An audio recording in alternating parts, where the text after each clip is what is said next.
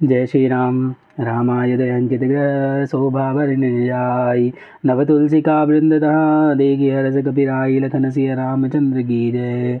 वह महर्षि राम जी के आयुध धनुष बाण के चिन्हों से अंकित था। उनकी शोभा का वर्णन नहीं किया जा सकता। वह नवीन नवीन तुलसी के वृक्ष समूहों को देखकर कपिराशि हनुमान जी हर्षित हुए।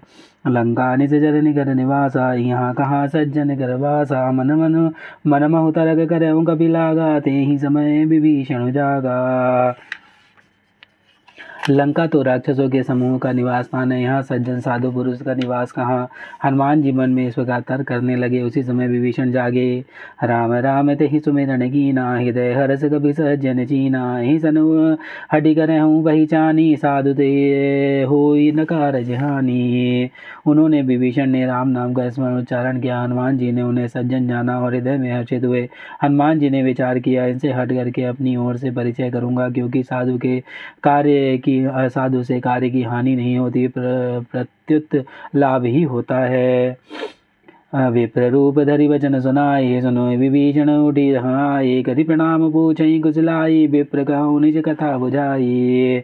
ब्राह्मण का रूप धार कर हनुमान जी ने उन्हें वचन सुनाए पुकारा। सुनते ही विभीषण जी उठकर वहाँ आए, प्रणाम करके कुशल पूछी और कहा कि हे ब्राह्मण देव, अपनी कथा समझाकर कहिए कि तुम हरिदास नमः कोई, मोरे हृदय प्रीति अति होई, कि तुम राम दीनु अनुरागी, आयो मोहि करण बड़भागी। क्या भरी भक्तों में से कोई है, क्योंकि आपको देखकर मेरे हृदय में अत्यंत प्रेम उमड़ रहा है। हे अथवा क्या आप दीनों से प्रेम करने वाले स्वयं श्री रामचंद्र जी हैं, जो मुझे बड़भागी बनाने के लिए घर बैठे दर्शन देने कृतार्थ करने आए हैं। तब हनुमंत कहे सब राम कथा निज नाम, सुनत जुगल तन पुलक मन, मगन सुमरि गुण ग्राम, लखन सिया रामचंद्र की जय। तब हनुमान जी ने श्री रामचंद्र जी की सारी कथा कहकर अपना नाम बताया।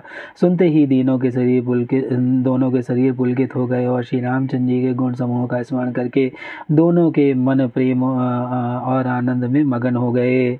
सुनो पवन सुत हमारी, जिम दस नहीं महु जीव विचारी, तात कबहु मोहि जानी अनाथा, करहु कृपा भानु कुलनाथा। विभीषण जी ने कहा, हे पवन पुत्र, मेरी रहनी सुनो। मैं यहाँ वैसे ही रहता हूँ जैसे दांतों के बीच में बेचारा जीव। हे तात, मुझे अनाथ जानकर सूर्यकुल के नाथ श्री रामचंद्र जी क्या कभी मुझ पर कृपा करेंगे।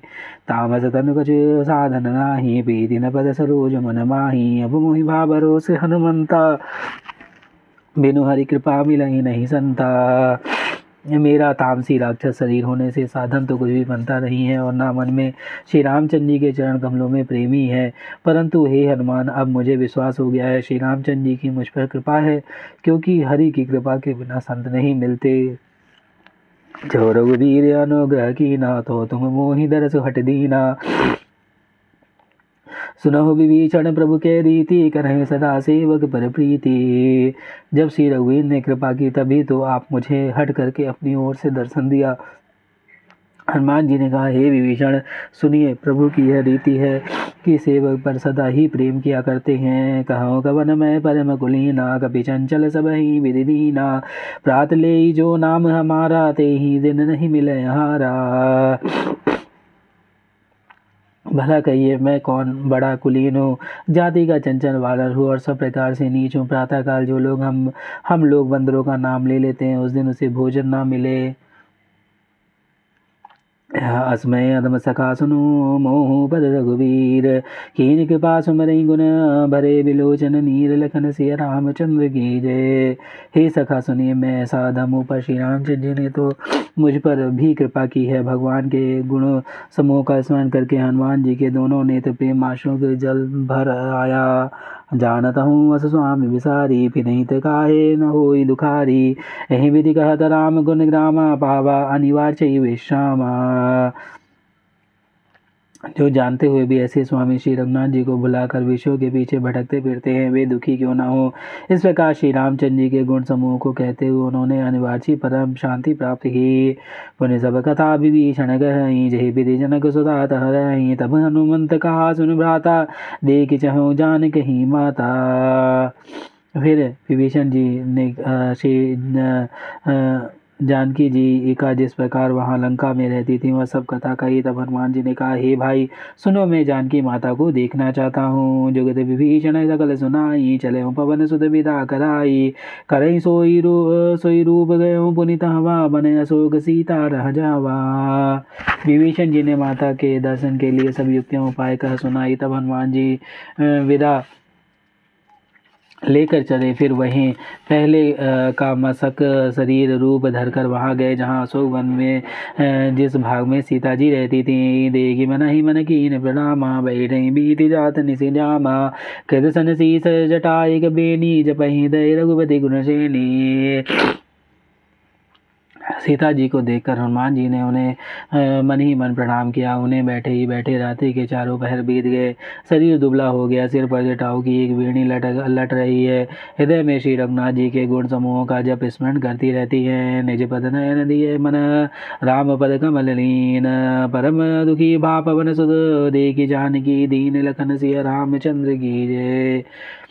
श्री जानकी जी नेत्रों को अपने चरणों में लगाए हुए नीचे की ओर देख रही हैं और मन ही मन श्री रामचंद्र जी के चरण कमलों में लीन है। जानकी जी को दीन दुखी देखकर पवन पुत्र हनुमान जी को बहुत दुख हुआ। तरुबल्लभ महुरहा लुकाई, करहि विचार करऊँ का भाई। तही अवसर रावण तह आवा, संग नारी बहु की बनावा।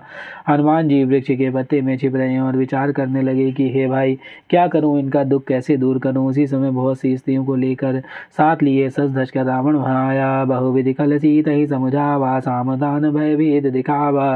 कह रावण सुन सुमुख सयानी, मंदोदरी आदि सब रानी। उस दुष्ट ने सीता जी को बहुत प्रकार से समझाया, साम दान भय और भेद दिखलाया। रावण ने कहा, हे सुमुखी, हे सयानी, सुनो मंदोदरी आदि सब रानियाँ।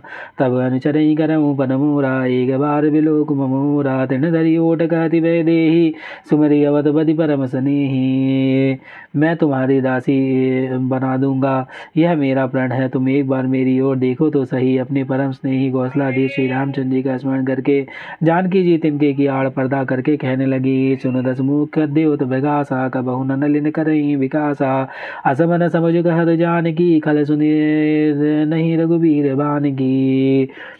हे दसमुख सुन, जुगनू के प्रकाश से कभी कमली खिल सकती है। जानकी जी फिर कहती हैं, तू अपने लिए भी ऐसा ही मन में समझ ले रे दुष्ट, तुझे श्री रघुवीर के बाण की खबर नहीं है। सटसूने हरियाने उमा मोही, अधम निर्लज्ज लाज नहीं तो ही। रे पापी, तू मुझे सोने में हर लाया है। रे अधम निर्लज्ज, तुझे लज्जा नहीं आती। आप सुन खद्योत सम, राम ही भानु समान। परस वचन सुन काढ़ी यस, बोला अति खिसियान। लखन सिया रामचंद्र की जय, पवन सुत हनुमान की जय। उमापति महादेव कौशल किशोर की जय। बाबा विश्वनाथ की जय, माई अन्नपूर्णा की जय। श्री काकुशुंडी महाराज की जय। हर हर महादेव।